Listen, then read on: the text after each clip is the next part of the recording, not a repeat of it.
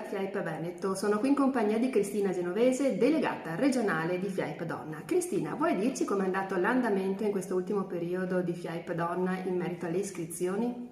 Certo Irene, l'andamento è stato positivo, il rapporto associate 2021-2022 è in crescita e con il progetto FIAIP Donna siamo convinte che questa crescita sia anche merito nostro per i servizi che noi siamo riuscite a comunicare e a erogare.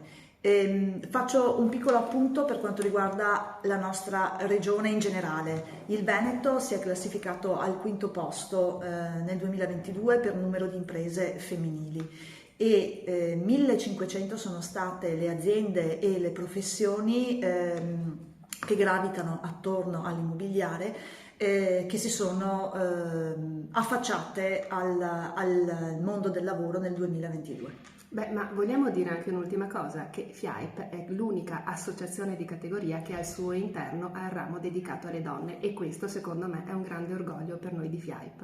Assolutamente, è un indice di sensibilità della nostra federazione. Come donne, ovviamente, noi abbiamo qualcosa in più. Grazie a tutti e ci rivediamo nel canale di FIAIP Veneto.